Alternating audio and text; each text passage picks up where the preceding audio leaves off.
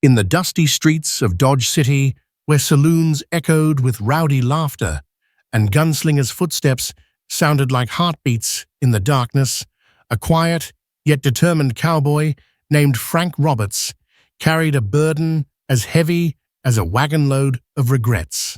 He was a widower whose only companions were memories he couldn't forget. When a pale, frightened widow named Sarah Wilcox stumbled into his life, haunted by bruises inflicted by her own in-laws, something inside him sparked to life again. Theirs was a story born in the crucible of adversity, forging a connection that would defy the brutal codes of the Wild West. High noon in Dodge City always brought about a blazing sun that bleached the world into a haze of silver and white. On this particular day, Frank Roberts sat at the edge of an old wooden porch attached to the Lucky Ace Saloon. He was a tall, broad-shouldered man whose dusty boots told stories of countless miles traveled. Yet for all his rugged appearances, there was a deep sadness etched into the lines of his face. If one looked close enough, it was apparent he carried losses that had never quite healed.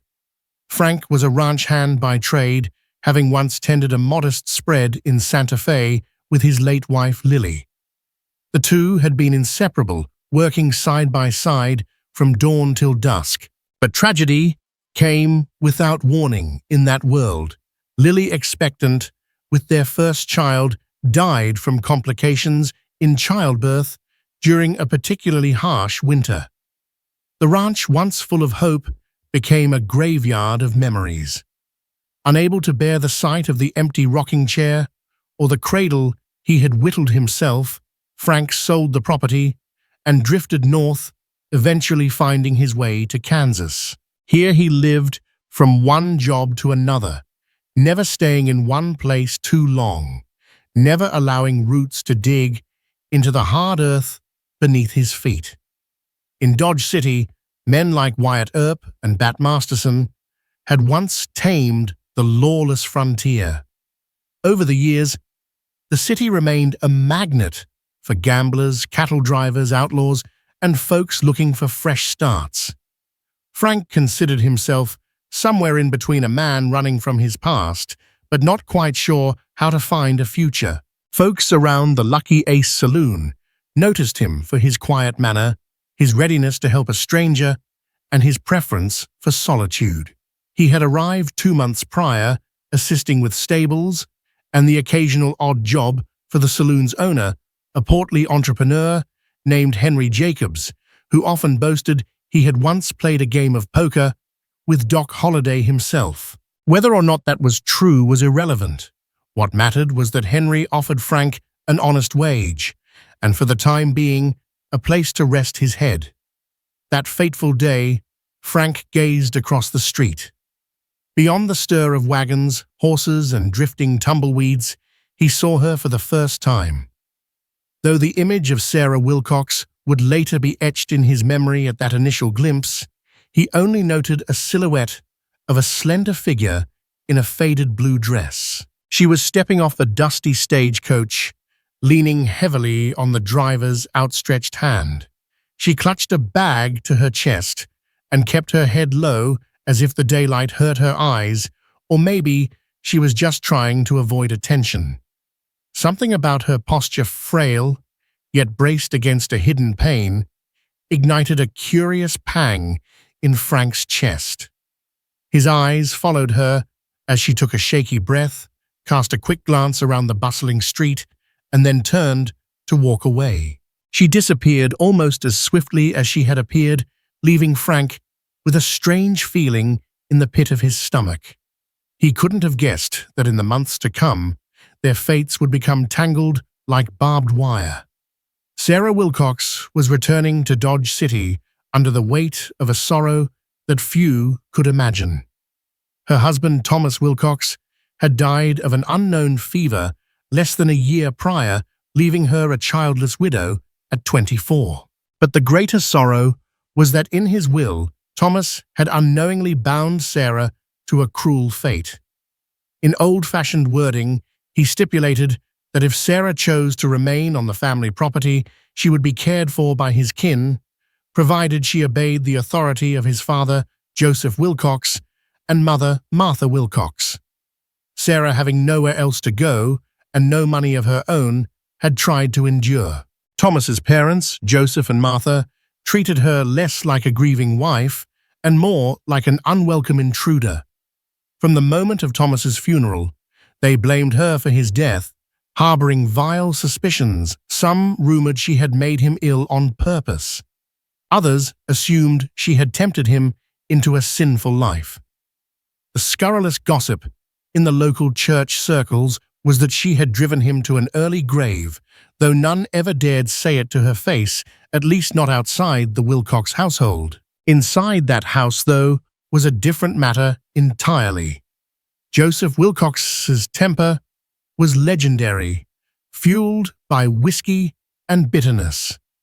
Martha Wilcox, an equally cold woman, frequently gloated about how worthless Sarah was, how she had no place in their lineage. The passing months turned Sarah's existence into a waking nightmare. The father-in-law's belt left bruises on her arms and back when he felt she had not done her chores properly. The mother-in-law's scornful words were as cutting as any lash. Some days Sarah yearned to run away, even if it meant facing hunger and danger. And she might have, had she not been paralyzed by shame, fear, and a sinking sense that she had no one in the world to turn to. Eventually, her worst fear came to pass. A man named Charles Pettigrew, an associate of Joseph Wilcox, approached Joseph with a proposition. Pettigrew would pay a handsome sum to take Sarah as a wife, though it was clear he desired neither companionship nor love, only a woman to degrade under the guise of marriage. Joseph, seeing an opportunity to rid himself of Sarah while lining his own pockets, pressured her to accept. Horrified by the thought of being sold off like cattle, Sarah fled. With the little money she had secretly saved, pennies stashed in a kitchen drawer, she bought passage on a stagecoach headed for Dodge City, praying that maybe, just maybe, the bustling town might hide her from the Wilcox family. After all, in a place with gamblers, cowboys, and opportunists from all corners, what was one more sorrowful face lost in the crowd? Sarah arrived in Dodge City that day, heart pounding in her chest like a frightened bird. She had not anticipated that Joseph and Martha, furious at her disobedience and the lost transaction, would soon follow, and that their wrath would be more vengeful than ever. The next time Frank saw Sarah was at the back door of the Lucky Ace Saloon. He had just finished reshoeing one of Henry Jacobs's horses, his hands still black with grime, when he noticed a figure hunched near the entrance. Moving closer, he recognized the woman he had spotted stepping off the stagecoach a few days prior. She held a small scrap of paper in her hand, probably an advertisement for a job. Henry Jacobs had pinned a note beside the saloon's door, searching for a cook or kitchen hand. Sarah was reading it face taut, with hesitation. She pressed a hand against her ribs as if in pain. When she sensed his presence, she looked up, startled. Frank tipped his hat politely. "Beg pardon, ma'am, do you need help with something?" Her eyes flickered with anxiety. She seemed torn between fear and the need for assistance. Up close, Frank could see the faint shadows of bruises across her left cheek. She quickly looked away, trying to hide them beneath the brim of her bonnet. I was looking for the proprietor," she managed to say. "He posted a notice saying he needs a cook." Frank nodded. "Henry Jacobs. He's inside, probably in the back office. You want me to fetch him?" She swallowed. "If you don't mind." There was something in her timid stance that stirred a protective impulse in Frank. He saw his younger self, in her desperation, that sense of being cornered by circumstances beyond one's control. Without another word, he guided her through the saloon's rear entrance. The kitchen was a clamor of pots and pans, with a couple of employees bustling about. Frank asked one of them, a talkative barmaid named Ellie, to call for Henry. Ellie, who had also noticed the bruises on Sarah's cheek, gave Frank a meaningful look, but hurried off. Henry Jacobs soon ambled in, adjusting his suspenders and eyeing Sarah with the critical gaze of a businessman sizing up a new hire. "You're looking to cook for me?" he asked brusquely. "Yes, sir," Sarah said, voice trembling. I can cook. I'm sure I can do what's required if you just give me a chance." Henry studied her a moment. "I pay by the week. Room and board included, but the room is small and must be shared with Ellie, who serves drinks out front. We begin at sunrise end when the last patron has been served. That might be midnight if times are busy. Pay is $5 a week. Sound fair?" She nodded, relief washing over her features. "More than fair." "Thank you." "Just one rule," Henry went on, eyeing her battered cheek. "I don't want trouble in my saloon. You keep your personal affairs outside these walls, and I'll keep you fed and paid. Understood?" Sarah nodded again, her gaze dropping to the floor. Henry, apparently satisfied, returned to his office. Sarah let out a long breath. As she turned to Frank, her eyes glistened with tears held back by sheer willpower. "Thank you," she said softly. You didn't have to help." Frank shrugged, feeling a stir of empathy. "No thanks needed, Mom. Just glad to see you have found what you were looking for." In that moment, as she managed a faint smile, Frank felt an unexpected warmth blossom in his chest, an echo of emotions he thought he had buried with Lily's coffin. He quickly pushed the feeling aside. He was merely assisting someone in need, he told himself. No sense complicating matters. Sarah's first days in the Lucky Ace Saloon's kitchen were exhausting. She woke at dawn to prepare breakfast for the staff and any hungover travelers who might wander in. By midday, she scrubbed pots, kneaded dough, and ran errands in the scorching sun. As the evening wore on, she was on call to whip up hearty suppers for patrons straggling in from the trails. Occasionally, she'd find time to slip outside, fill her lungs with fresh air, and pray that her in-laws would never find her. Frank, for his part, kept mostly to himself, but found ways to lend a hand. He fixed the creaky back door so it would open and close without jamming. He restocked the kitchen's firewood when Sarah's arms were too weary to heft the logs. He hammered new nails into loose floorboards so she wouldn't trip while carrying heavy stew pots. In these small gestures, they forged a fragile bond. Neither spoke openly about their tragedies, but a soft recognition passed between them like an unspoken pact. We both know hurt, and neither of us wants to see the other suffer more. It did not take long, however, for the Wilcox family to track Sarah down. Joseph Wilcox might not have been an educated man, but he possessed cunning and a taste for cruelty. She hadn't been gone a full week before he arrived in Dodge City, accompanied by his equally venomous wife, Martha, and that vile suitor, Charles Pettigrew. They roamed the streets, inquiring about a young widow on the run. It did not escape notice that Joseph had a pistol holstered at his hip and that Pettigrew carried a heavy cane with a metal knob on top. Word spreads fast in a frontier town. Ellie overheard a conversation between Pettigrew and an old ranch hand in the saloon's front hall.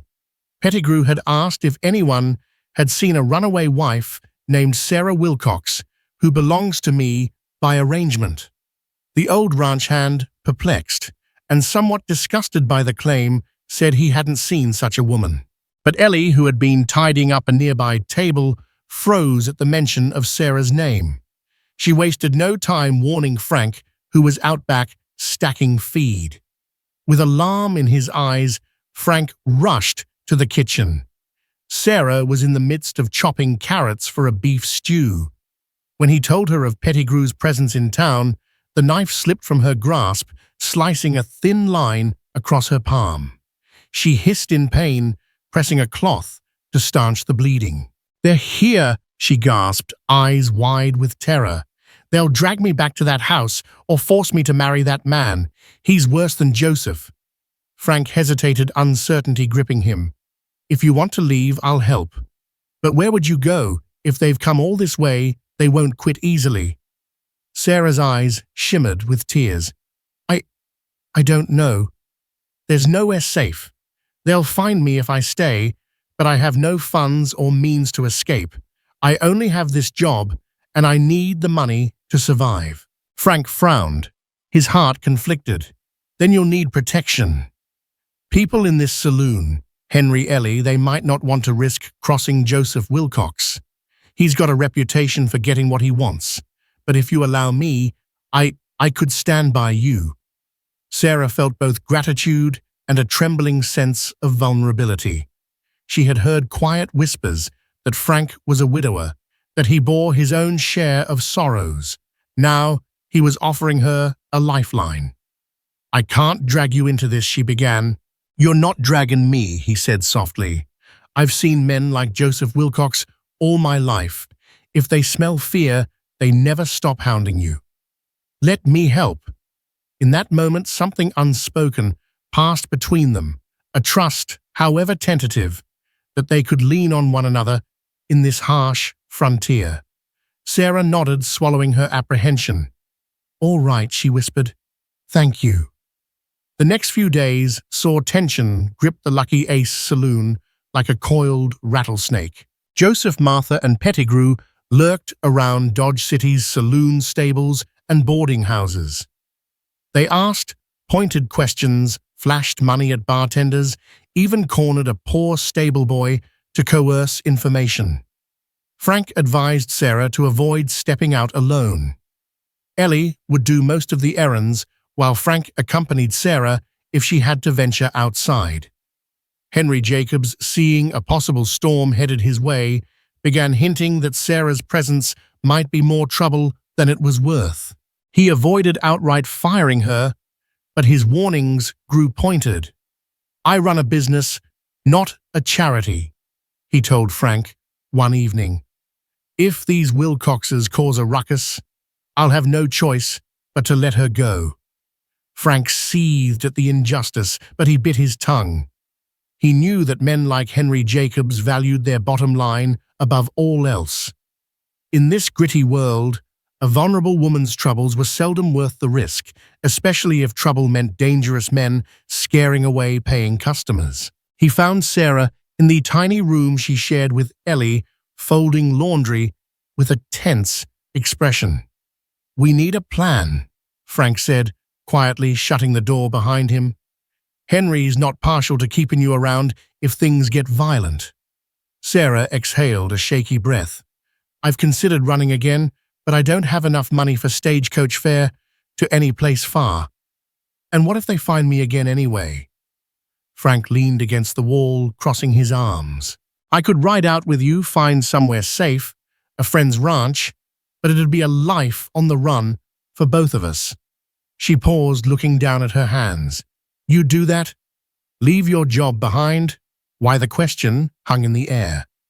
Frank tried to form an answer. Was it purely gallantry, a sense of duty, or was there something deeper, something stirred by the gentleness he glimpsed in Sarah's eyes when she wasn't trembling in fear? "I know what it's like to lose everything and have no one," he said eventually. "It ain't right what they've done to you. If I can help stop it, I will." Sarah's eyes misted. She clasped her hands, torn between gratitude and guilt. Before she could speak again, Ellie burst through the door, panting. "They're downstairs," she hissed. Frank's jaw tensed. Who Joseph Wilcox and Pettigrew? Henry's trying to calm them down, but they're demanding to see Sarah. They say she's property stolen from them. Sarah's face went ashen. She clutched Frank's arm. "Please, let's go." Frank nodded. "Stay here. Lock the door. I'll try to handle them." Frank stormed down the saloon's main staircase. Sure enough, Joseph Wilcox stood near the bar, broad shoulders hulking beneath a dusty coat, while Pettigrew loomed behind him like a snake waiting to strike. Henry Jacobs stood behind the counter looking anxious, but attempting to maintain composure. A handful of patrons had paused mid-drink, sensing trouble. "Where is she?" Joseph demanded, voice resonating with menace. "That worthless girl belongs to the Wilcox family. She's run off, and I mean to fetch her back." Henry held up his hands. "I told you I don't want any trouble. You say she's your daughter-in-law, but that's her business, not mine. I let her go this morning. She's not here." It was a lie, but Henry hoped to avoid a violent confrontation. Joseph's eyes narrowed suspiciously. Pettigrew scanned the room, a sneer curling his lips. "She's here somewhere," he muttered. "I can smell the fear." "Come out, little Sarah." Frank stepped forward. "You heard the man," he said, voice steady. "She's gone. No sense stirring up a fight." Joseph looked Frank up and down, taking in his broad shoulders, the steely glint in his grey eyes. "Who are you?" the older man spat. "Name's Frank Roberts. I work here, do a few odd jobs around town, and if Sarah were here, which she ain't, I'd tell her not to talk to you." He squared his jaw. "I don't take kindly to men who lay hands on a woman." Joseph's face turned ruddy. Pettigrew snorted derisively. "You best stay out of family matters, cowboy." Frank took a step closer. "I'm giving you fair warning. If you lay a finger on Sarah Wilcox, if you so much as whisper her name with your filthy breath, you'll answer to me." The saloon quieted, tension thick as gunpowder. Joseph bristled, and Pettigrew fingered the knob of his cane.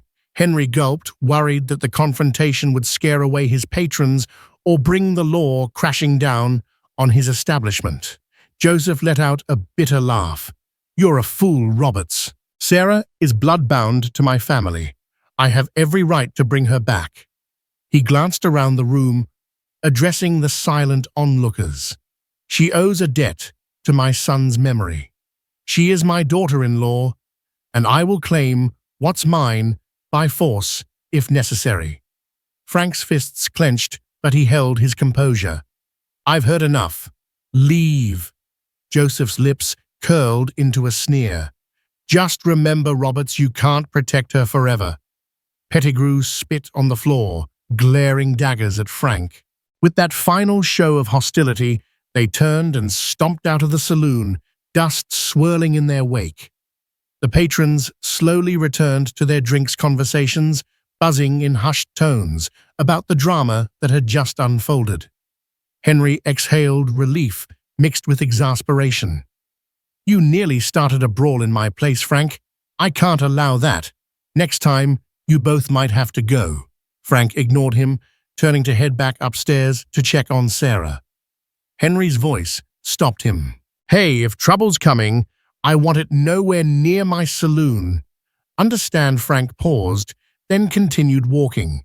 He would deal with Henry's complaints later. For now, Sarah's safety was paramount.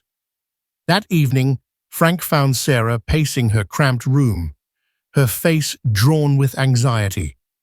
Ellie had gone to fetch some groceries, leaving them alone. Outside the small window, the sun dipped below the horizon, painting the sky in oranges and purples. "They'll never stop searching," Sarah whispered, her voice hoarse. "I can't believe Henry told them I left. He might do it again, and next time I'll have nowhere to hide." Frank studied her trembling hands. He could almost see the wheels of her mind turning, searching for a solution in a labyrinth of dread. "We can leave," he said. "We'll catch the next train or stage out of Dodge. There's a ranch near Abilene run by a friend of mine, John Hanley. He's a decent man, lost his wife a few years back, but he knows the value of helping folks in trouble. We could ask him for a safe place." Sarah hesitated, sorrow flickering in her eyes. I hate running, but I can't stay here and wait for them to corner me. She looked up, voice quivering. Are you sure I don't want you risking everything just to help me? Frank walked to the window, leaning on the sill as the last rays of daylight illuminated his stubbled profile. Memories of Lily, her laughter, her gentle touch, seemed to echo in his mind, spurring him to protect Sarah from a fate as cruel as losing all hope. I'm sure. I lost everything I cared about once, and I can't stand by while Joseph Wilcox does this to you. I'm not claiming to be your savior, Sarah, but I can at least be your friend. Her eyes filled with tears, gratitude mixing with residual fear. Carefully, she placed a hand on his. For a moment, they stood in quiet understanding, neither speaking, both realizing that their lives had become inseparably entwined in just a few short days. That night, as the saloon closed its doors, Frank gathered what meager belongings he had in a saddlebag. Sarah did the same, trembling with every step, afraid the creak of a floorboard might give them away. Ellie helped by keeping watch from the saloon's windows and distracting Henry so he wouldn't grow suspicious. Their plan was simple. Slip out under cover of darkness, head to the stables where Frank's horse Bayou was boarded, and then ride quietly out of town. They would catch the first stage out of a small depot a few miles north. If all went well, they could be clear of Dodge City by morning.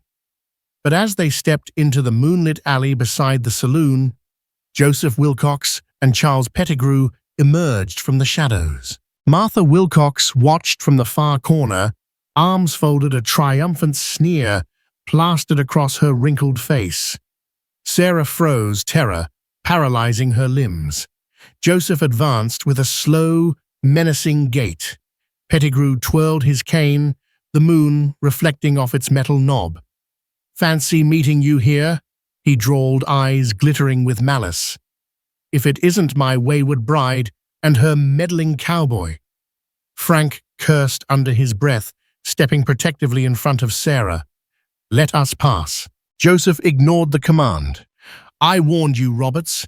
You can't protect her forever. He drew a pistol from his belt, aiming it at Frank's chest. Now step aside before you get yourself killed.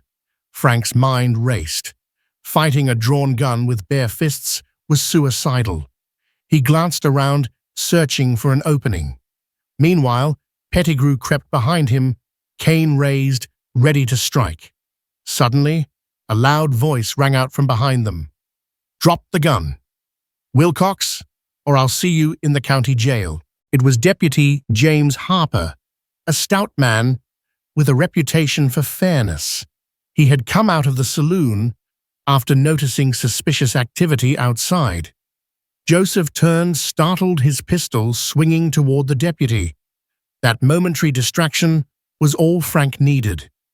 He lunged, grabbing Joseph's wrist, forcing the gun downward. A shot rang out, the bullet ricocheting off the dirt and sending sparks into the darkness. Pettigrew lunged at Frank with the cane, but Frank ducked, delivering a swift elbow to Pettigrew's gut. Sarah stumbled back, heart pounding so loud it drowned everything else. The deputy rushed forward, brandishing his own revolver. Joseph Wilcox, drop that weapon, he barked. You too. Pettigrew, Joseph's face contorted with fury, finally released his pistol.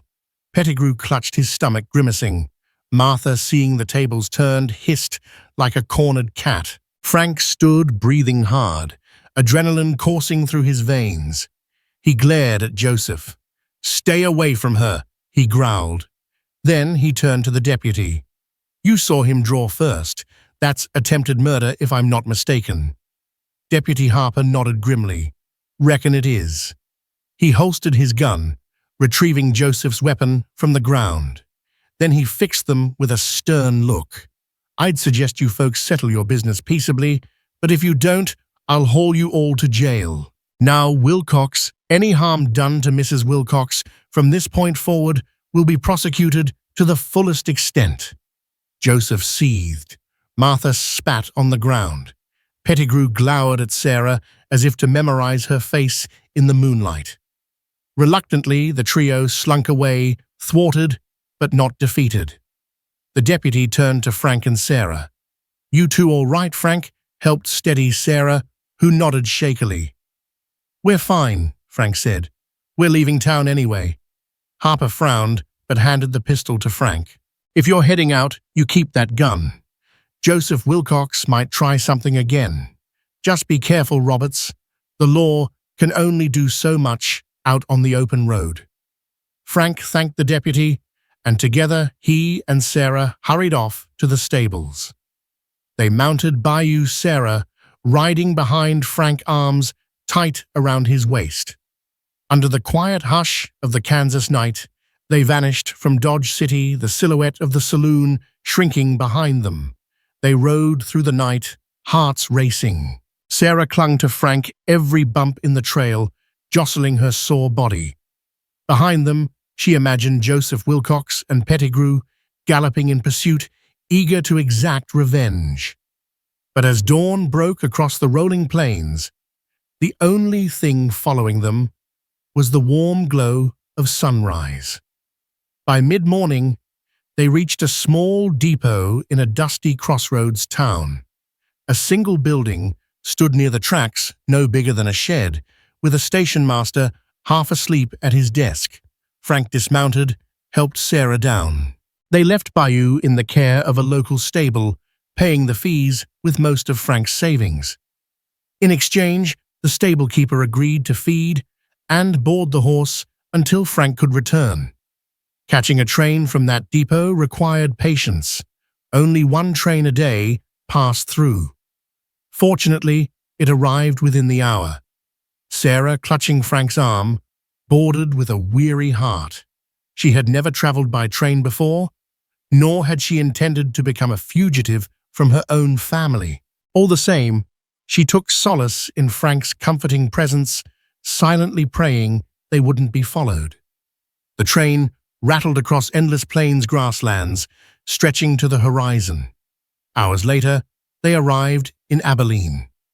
The station there was larger, more bustling. Frank led Sarah through a crowd of cowboys, merchants, and travelers. They hired a wagon to take them toward the ranch of John Hanley, an old acquaintance of Frank's from years back. John Hanley's ranch sprawled across a rolling expanse of farmland. A wooden arch bearing the brand Circle H marked the entrance. Frank recalled how John had once boasted of turning the ranch into a haven for widows and orphans, though that might have been idle talk over a campfire. When the wagon pulled up to the ranch house, a sturdy, weather-beaten abode, John appeared on the porch, curiosity lighting his eyes at the sight of his old friend. "Frank Roberts," John exclaimed, tossing aside his work gloves. "Well, I'll be damned, it's been ages. Who's this lovely lady you've brought along?" Frank disembarked, tipping his hat. "Hello, John. This is Mrs. Sarah Wilcox. She's in some trouble back in Dodge. We need a place to lie low, if you will allow it." John took in the bruises on Sarah's face, the exhaustion etched in both their gazes. "Say no more," he replied.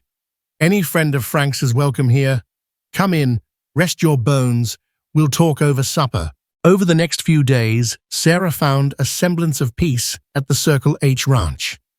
The aroma of fresh cornbread in the kitchen, the gentle lowing of cattle at dusk, the kindness of John's ranch hands, all provided a refuge from her nightmares. She helped with chores, crocheted in the evenings, and gradually regained her strength.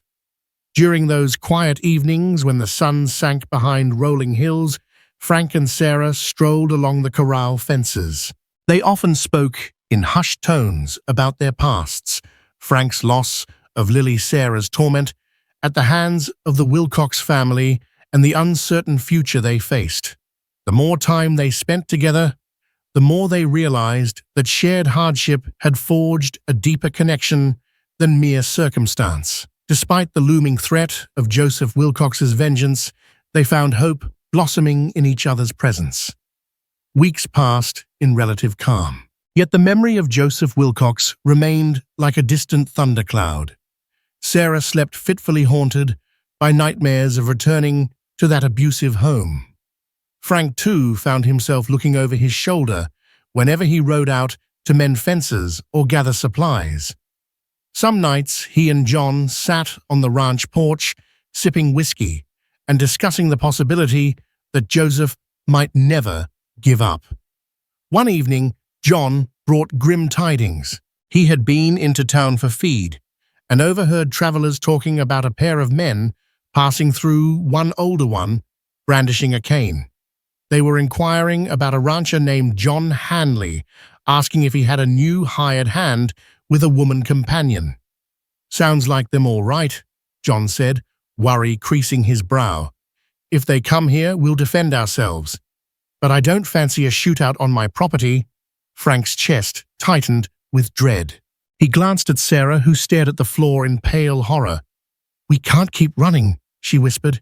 "He'll never stop." Frank's gaze hardened. "We won't run. If he comes here, we'll face him." Sarah shook her head, tears glistening. "He'll kill you. He won't stop until I'm back under his control. He believes I'm his rightful possession. Pettigrew is even worse. I don't want anyone hurt because of me." John placed a comforting hand on her shoulder. "You're not alone, Sarah. I'll stand by you. My ranch hands are loyal, and we've got enough rifles to warn off any troublemakers." Frank's voice was like steel. "He's terrorized you for too long. Maybe it's time to put an end to it." As if summoned by that declaration, Joseph Wilcox, Martha Wilcox, and Charles Pettigrew arrived at the Circle H Ranch just 3 days later. They rode in at high noon, dust trailing behind their horses like a funeral procession. John's men, alerted by the sound of galloping hooves, gathered near the barn, rifles at the ready. Frank and John stood on the front porch, side by side, while Sarah watched nervously from a window inside. Joseph dismounted, pistol conspicuously displayed in his holster. Pettigrew cradled a shotgun across his lap, while Martha's face twisted with contempt. "Roberts," Joseph's shouted voice echoing across the yard. "I know you're here with that ungrateful wretch. Send her out, or we'll make you regret it." Frank exchanged a look with John. Together, they descended the porch steps, standing at the edge of the yard. "This ranch is private property," John called out calmly. "You have no business here, Wilcox." Joseph sneered. "That woman you're hiding belongs to me. I have a contract my sons will. She's got no right to run off with some drifter." John spread his hands.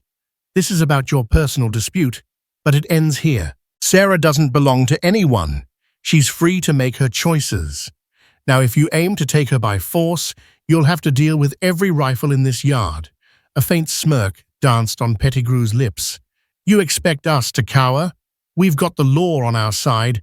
That's my betrothed woman you're keeping from me." "Betrothed? More like blackmailed," Frank retorted, fists clenched. "And if you think the law's on your side, you're sorely mistaken. The deputy in Dodge City witnessed your threats." Joseph's eyes glittered with rage. "We'll see who the law believes." He raised a gloved hand, pointing at Frank. "You have until sundown to send her out, or I'll burn this place to the ground." John's men stirred, rifles clicking in readiness. John glared at Joseph. "Don't test us, Wilcox. Ride away now. You're not welcome here."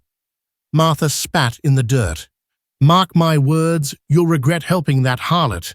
She ruined our son's life, and she'll ruin yours too." With that venomous warning, the Wilcox party turned and rode off, dust trailing behind them. Frank let out a breath he hadn't realized he was holding. John's ranch hands muttered curses under their breaths, anticipating a violent confrontation. Sarah, emerging from the house with trembling steps, joined Frank's side, her eyes brimming with tears. "I can't let them do this to you all," she choked out. "This isn't your fight." Frank wrapped an arm around her shoulders gently. "It's our fight now," he said, voice tender but resolute. "We face it together." The rest of the day was tense with preparations. John rallied his men, distributing extra ammunition and instructing them to keep watch on the perimeter.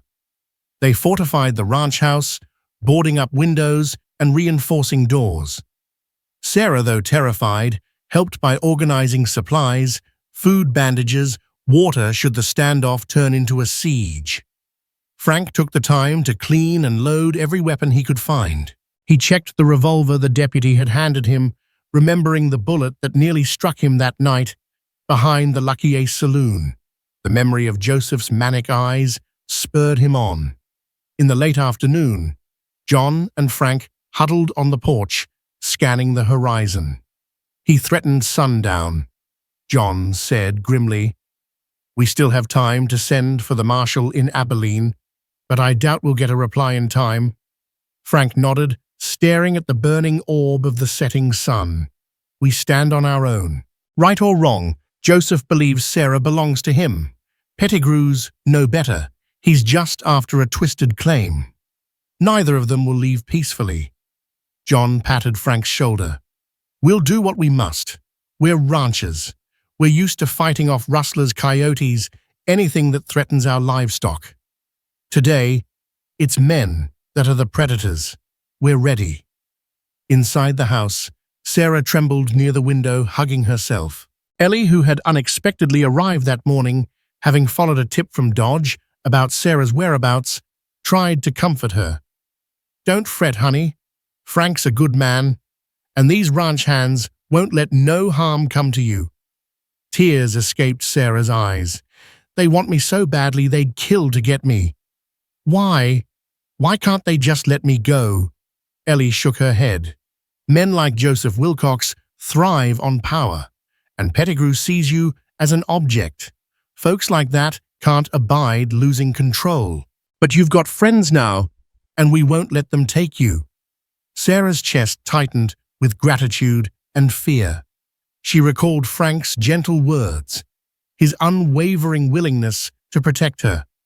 Perhaps in this desperate hour, she'd find the courage to stand up for herself too. Sundown loomed, painting the sky in ominous shades of red and orange. Frank, John, and half a dozen ranch hands manned various positions around the main house and barn. They spoke in hushed tones, tension palpable.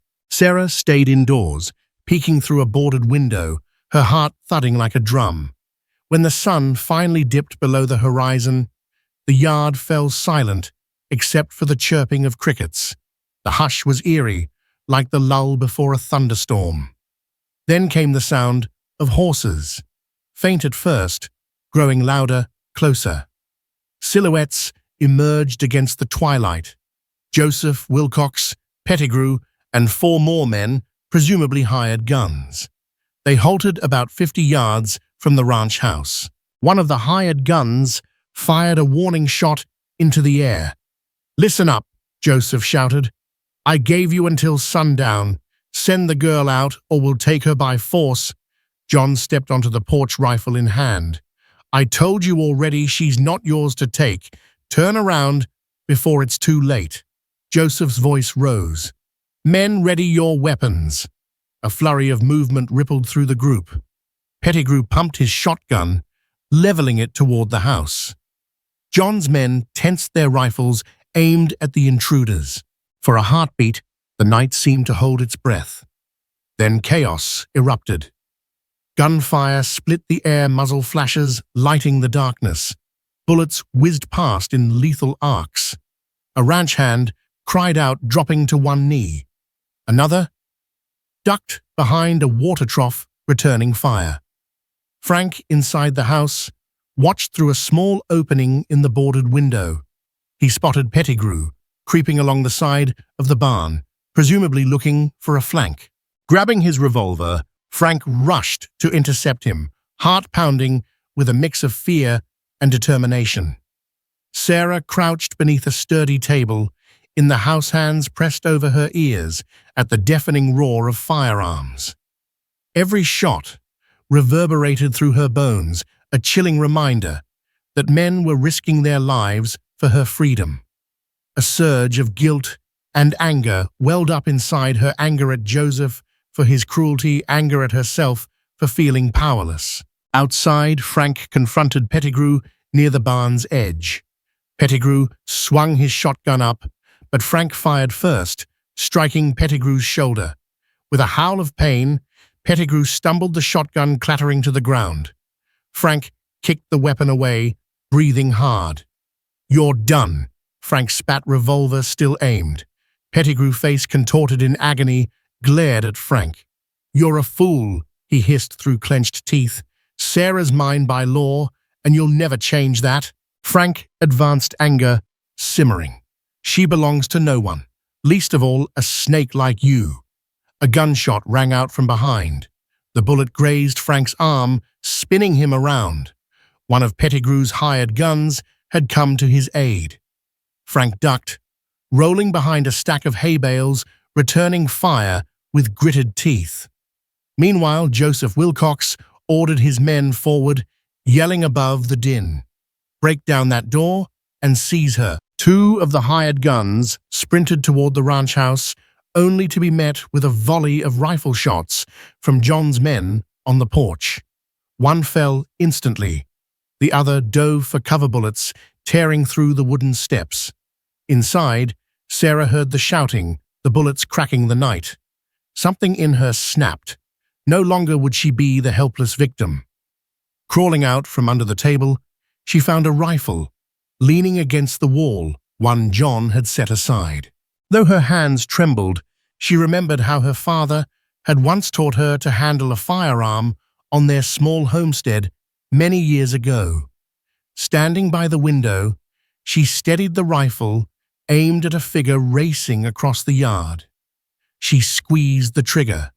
The recoil slammed into her shoulder, but she saw the figure stumble to the ground. She didn't know if she'd struck him fatally, but in that moment she realized she was fighting back. The gun battle raged on, sparks and shadows dancing across the ranch yard. Slowly, though, John's men gained the upper hand. Their defensive position in and around the house gave them an advantage over Joseph's smaller group. Another hired gun fell to a well-placed rifle shot. Pettigrew lay wounded in the dirt, cursing and thrashing.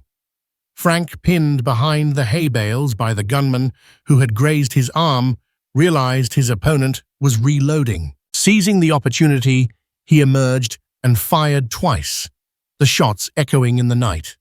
The gunman dropped his rifle and collapsed, groaning. Joseph, seeing the tide turn against him, grew desperate. He drew a second revolver from his belt and rushed toward the house, eyes wild with rage. As he neared the porch, John fired a warning shot, the bullet thudding into the ground at Joseph's feet. "It's over, Wilcox," John yelled. "Stop this madness." But Joseph wouldn't be denied. With a roar, he returned fire, forcing John to duck behind a pillar. Then Joseph hurtled onto the porch, determined to batter his way inside.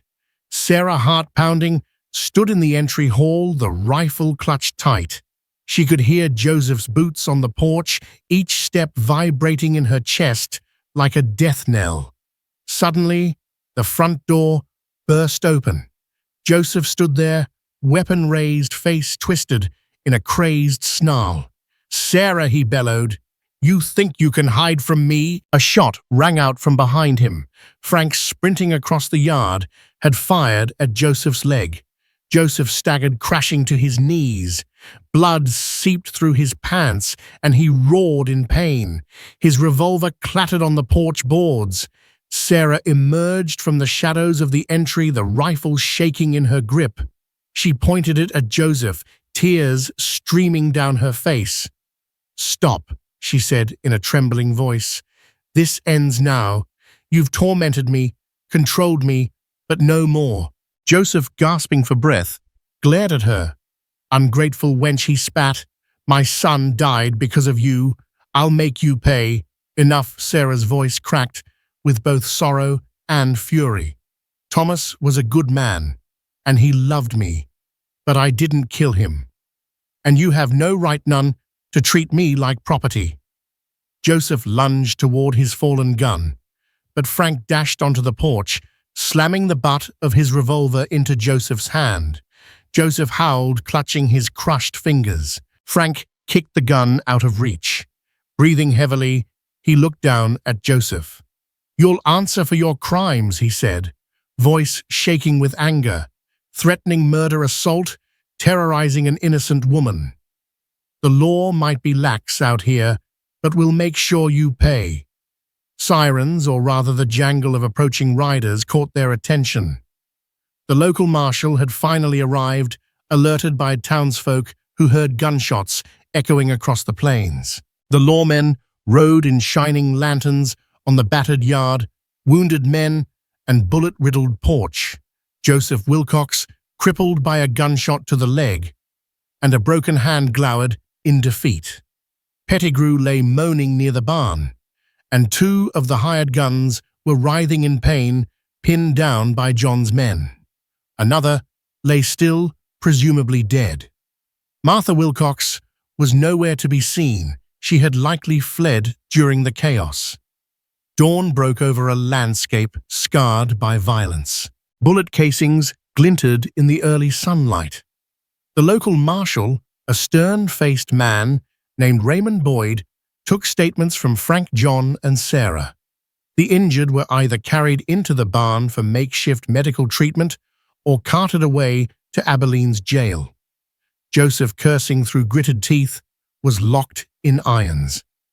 Pettigrew likewise would stand trial for attempted kidnapping and assault. Sarah watched as the wagon bearing Joseph and Pettigrew disappeared over the hill, escorted by the marshal's men. Relief coursed through her, followed by a wave of exhaustion, so overwhelming she nearly collapsed. Frank caught her, guiding her to a chair on the porch. John and his ranch hands surveyed the damaged, splintered wood, shattered windows, but the ranch still stood. A few of the hands nursed minor injuries, but no one from the ranch was killed. They had defended Sarah and their home, and they had won. Ellie, who had assisted in triage for the wounded, approached Sarah with a tired smile. "It's over," she said softly, "at least for now." Sarah nodded, tears of relief soaking her cheeks. She felt a hand gently clasp hers. Looking up, she met Frank's steady gaze. His shirt was torn, and a bloody bandage wrapped his upper arm where the bullet had grazed him. Despite the pain, a soft smile touched his lips. "You're safe," he whispered, voice hoarse. Sarah, through her tears, managed a grateful smile. "We're safe," she echoed, her hand tightening around his. In the weeks that followed, Joseph Wilcox and Charles Pettigrew were formally charged in Abilene. Witnesses testified about their violent actions. Martha Wilcox was located in a nearby town, ranting about her family's downfall. Charges against her were also considered, though her involvement was deemed less direct. Sarah, finally freed from the looming threat, began to rebuild her life. She stayed on at the Circle H Ranch, helping care for John's elderly mother and assisting with daily chores. In those sunlit fields, she discovered a quiet joy she had not felt in years. She smiled more often, her bruises faded, and her heart began to heal. Frank, too, found a sense of belonging he had lost since Lily's death. Fixing fences, wrangling cattle, and working with John's men provided a steady routine. He found himself looking forward to evenings when he and Sarah would sit on the porch swing, talking softly about the day's events, occasionally sharing laughter that rang genuine. The ranch hands teased them good-naturedly, claiming they acted like an old married couple. One tranquil afternoon, Frank asked Sarah if she would accompany him for a ride across the ranch. She agreed, a blush tinting her cheeks. He saddled 2 horses Bayou, who had been brought over from the depot, and a gentle mare named Daisy for Sarah. They rode out past the corrals toward a small creek where cottonwood trees provided shade. There, under the rustling leaves, Frank dismounted, helped Sarah down. She gazed at the sparkling water, the golden light dancing on its surface. He stood close, a warmth in his eyes that made her pulse quicken. "I've been thinking," he said, softly removing his hat and running a hand through his hair. "We've both lost a lot, but sometimes in losing, we find a new path. I don't want to drift anymore, Sarah. I've found something worth staying for someone." Her breath caught tears forming at the corners of her eyes.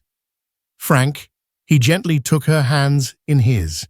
"I love you, Sarah Wilcox. You've shown me that life can hold hope after tragedy. Will you marry me?"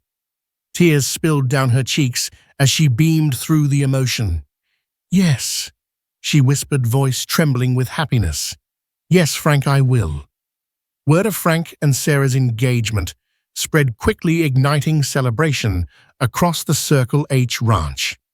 John offered to host the wedding under the cottonwood tree by the creek. Ellie, ever supportive, volunteered to sew Sarah's dress from pearl-colored fabric, while Reverend Thompson, a preacher known to ranchers and settlers alike, agreed to officiate. On a golden summer morning, friends and neighbors gathered beneath the sprawling cottonwood. White ribbons and wildflowers adorned the branches.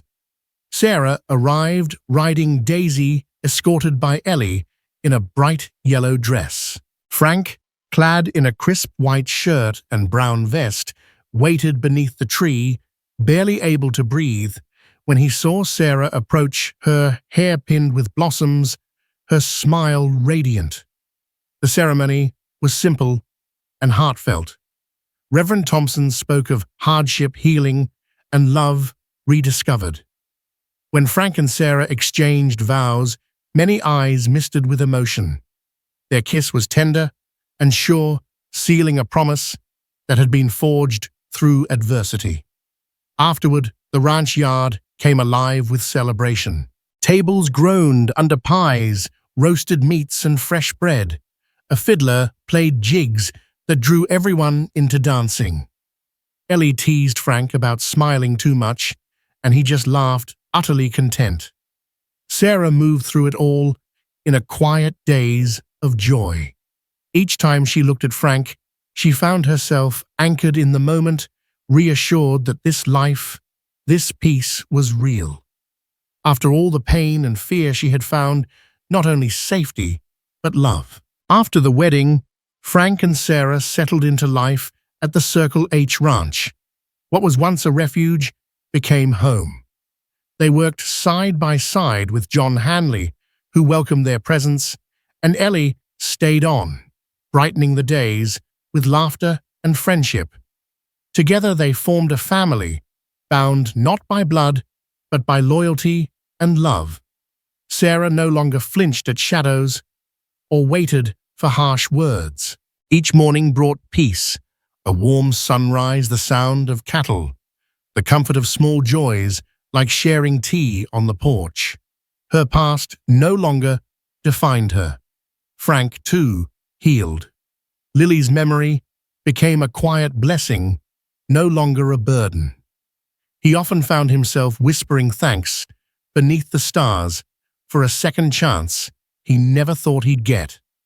Joseph Wilcox and Pettigrew were tried and sentenced. Joseph's health declined in prison. Martha Wilcox, shunned and bitter, disappeared from public life. Sarah never looked back. Knowing they could no longer touch her was enough.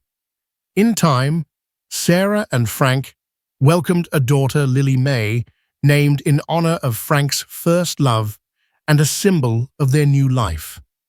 They watched her take her first steps in the ranch yard, laughter echoing through a land once marked by sorrow.